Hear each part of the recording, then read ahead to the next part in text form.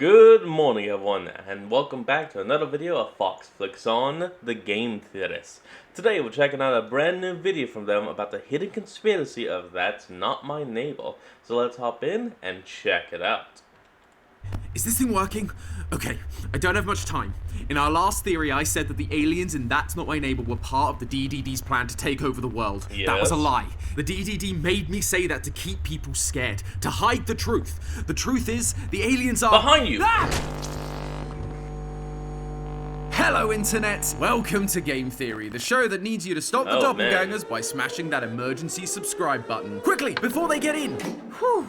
That was close. Good job. I thought we dealt with all of these guys already, but apparently I was mistaken. Because out of nowhere, That's Not My Neighbor has made a comeback. If you managed to sneak past our previous theory like a doppel getting past the doorman, let me quickly get you up to speed. In That's Not My Neighbor, we take on the role of a new doorman at an apartment building. Our job is simple. Check the IDs of our neighbors as they enter the building and make sure none of their evil doppelgangers get inside. Using an ARG document given to us by one of the characters, as well as a few dates sprinkled throughout, we were able to figure out that these doppels weren't just some evil random entities, but government creations. They were made for a secret program known as the Trojan Horse Project, run by the one and only Dr. W. Afton. Afton. He's in this game too. No, I don't like it either. Anyway, since the doppels were mostly good at mimicking ordinary people, and thanks to the image of the DDD, the Doppelganger Detection Department, standing next to aliens, it seemed like the DDD were using alien technology and even their biology to make these doppels in order to replace all the regular inhabitants of the apartment building and eventually take over the world body snatcher style. The problem was, the doppels weren't exactly cooperative, and eventually some of them escaped into the real world. This forced the government to hire us to work alongside the DDD and wrangle them up. Which brings us to today and the brand new mode that has been added to the game. One quick thing though to point out is that along with this, if you actually pay attention at the end of each I guess day it would be, you'll see that it says neighbors killed, doppelgangers captured. Why would the doppelgangers be captured, but the humans killed? And I'm only just pointing it out because they pointed out in the last theory, I believe. I'm not sure. It's been like, I don't know, a few months.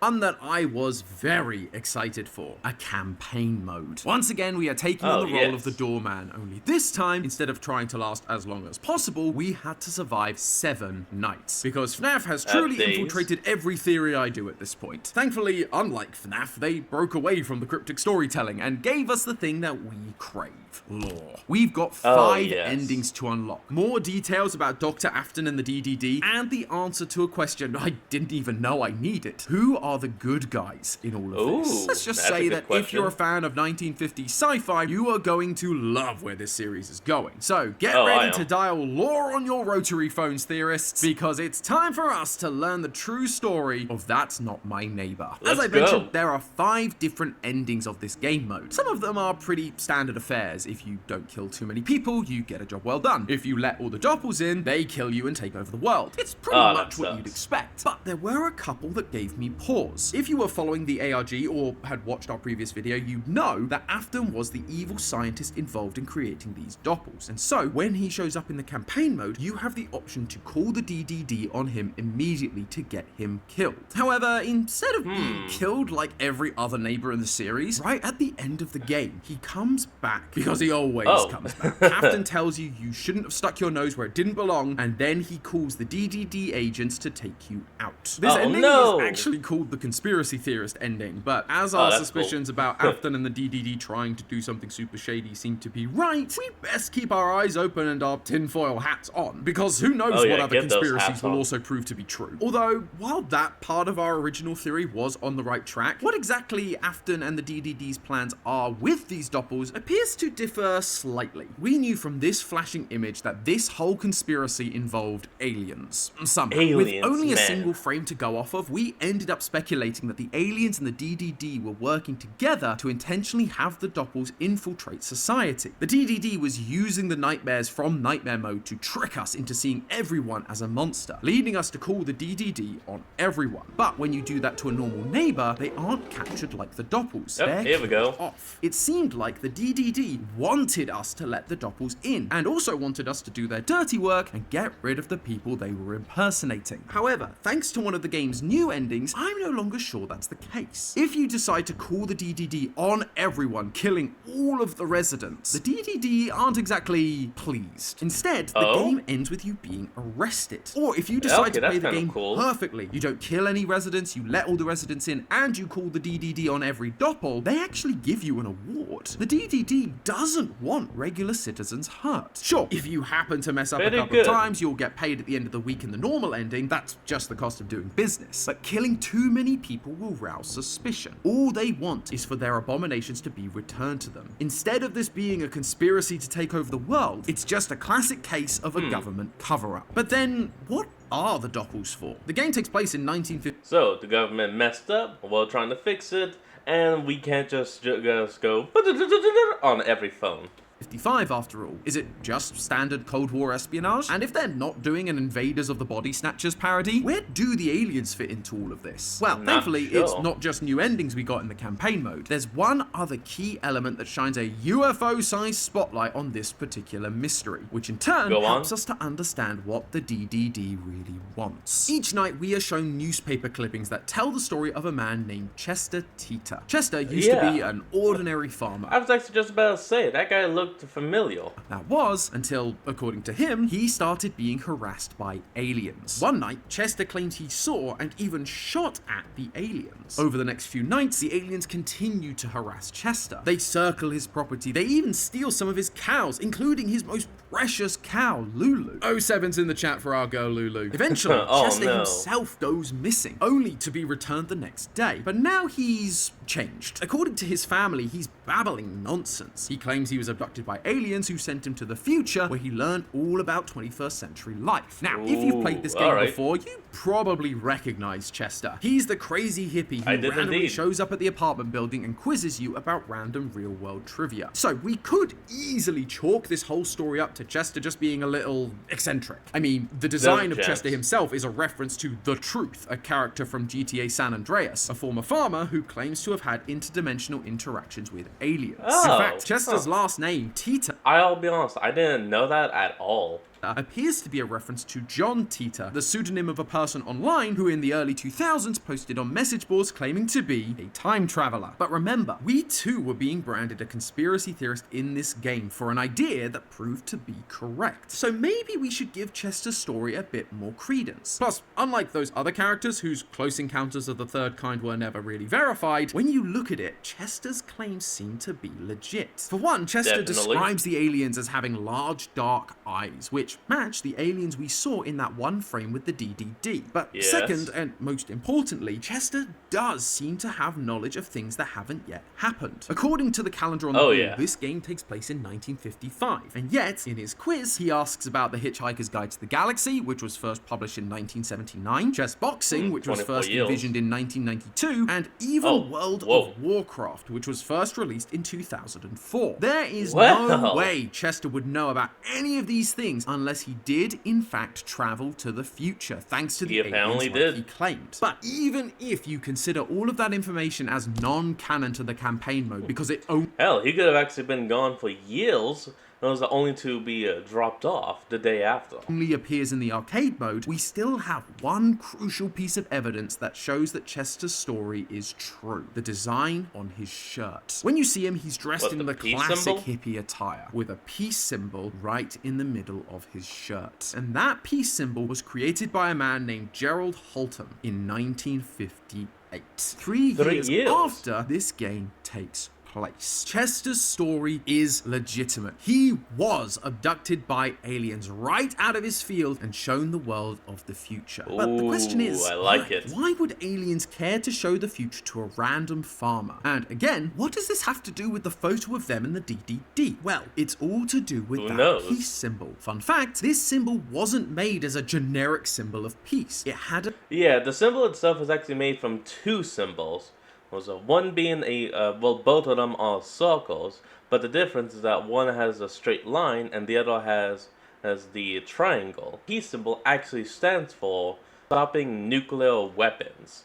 And I don't completely remember. Sorry. A specific meaning. It was meant to represent the nuclear disarmament movement. There it is. That ties us back to the real-world history we used in our last video. The main campaign takes place in 1955, the height of the Cold War. At this time, the United States and the Soviet Union had begun building up their massive nuclear arsenals. And that all started 10 years earlier in 1945, the same year as the creation of the Doppelganger program in the game, and the same year that a story arose about an avocado-shaped craft landing in the desert of New Mexico, right near the location of the Trinity nuclear bomb testing site, where the US tested the first ever atomic bomb a few weeks prior. These aliens could have sent Chester anywhere or any when they wanted, but they chose to send a man from the time where nuclear bombs were beginning their development to a time where the anti-nuke peace symbol was most prominent. That cannot be a coincidence. These aliens have the ability to look into the future, and so I suspect they saw the dangers of where humanity was heading with nuclear weapons. Weapons that, if used, would not only threaten all of humanity, but all life on Earth, even the cows. It's actually very similar. Not the cows, man! Why are they so obsessed with cows?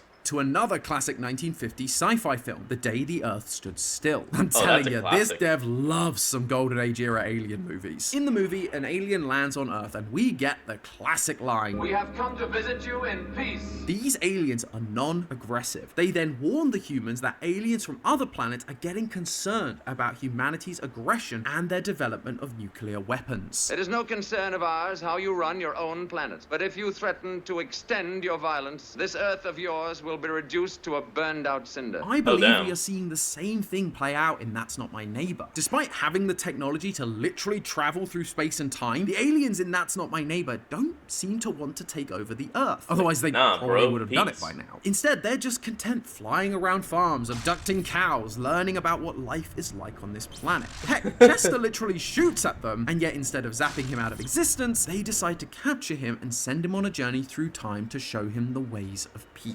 These aliens didn't show up in 1945 to discuss helping the DDD. They came to warn the DDD about the future, trying to convince them that peace is the only way. Peace from nuclear weapons. That is what is going on in this random photo. But so wait, would that actually mean that the doppelgangers are made to replace humans because of their violent nature, even though the doppelgangers are more violent? Of course, humanity isn't great at listening. While aliens coming in peace might be a common sci-fi trope, the humanity thinks aliens are evil trope is just as common. Think about it. A super powerful race of beings comes down to Earth and say they're from the future and warn you of the total devastation your creation will cause. Do you A, reevaluate your position and consider disarming your nukes for the betterment of mankind, or B, assume that the aliens are actually trying to disarm humanity in order to make you vulnerable and take over the world? It's so deep difficult. down, I think we all know which one humanity would ultimately take. And in The Day the Earth Stood Get the Still, guns. that is exactly what happens. The humans end up tracking down and killing the alien that arrived on the planet to warn them. This is where the DDD's plan comes into focus. They didn't trust the aliens that wanted to remove their only means of defense in this new war, and so it would be better to strike them first. If these aliens are abducting people like Chester, then the best way to get close to them would be to get others abducted. Though it wouldn't be safe to send your own people. We don't even know if we have enough firepower to stop them. Chester shot at them and it didn't really seem to do anything. So why not create doppelgangers. Creatures Here we go. indistinguishable from real humans, with perfectly replicable verbal communication, regardless of language, be it English, Russian, or perhaps Blizzball, all while having an insatiable appetite for death and violence. Then, when the aliens inevitably capture one of these doppels instead of the humans they were supposed to, these doppels can study the aliens' behaviors, kill them, and report back to the DDD. That's why when you call the DDD to report a doppel, they aren't killed like the neighbors. They're captured. They're still useful. They could still be trained to be more obedient and carry out the mission they were literally born to do. It's also why, despite nearly every character in the building having a doppel of their own, including Afton, Chester doesn't. I mean, what good is it to make a doppel of him when... It also is that he doesn't live in the building. He goes in, questions you, and then leaves. He doesn't go for the door. He's already been abducted. They've already shown him the future and, based on his shirt, convinced him to join their cause. They're unlikely to pick the same guy twice, and so a doppel of him just has no purpose. And all this time, we thought the doppels were created to spy on political enemies and take over the world. But in fact, the doppels were created to keep an eye on and destroy a different threat. If by threat you mean a peace-loving species that is trying to save humanity from itself. Although, much like our nuclear weapons, the creation of the doppels came with some unintended consequences. They weren't game for our plan. They escaped, and now they are hell-bent on infiltrating society and taking over. Exactly what the DDD were afraid the aliens would do. Either way, the ending will be the same. Humans will end up destroying themselves with their own genius creations, be it the nukes or the doppels. Or maybe, if we're lucky, the aliens will see that humanity is a lost cause and put us out of our misery. Just make sure the cows are safe this time. I can't bear the thought of losing Lulu again. But hey, that's just a theory. A game theory! Thanks for watching. And if you're looking for more... Alright, Evan, well, I don't really have too much to say about this one. It is very interesting, though, and it completely flips on the head of what we thought before. I think that's going to be it for today's episode. I'll thank you all for watching. Remember to like, comment, and subscribe for more. Link to the original will be in the description below. And I'll see all of y'all next time when we flick back on. Until then, this is Fox, signing out. Peace.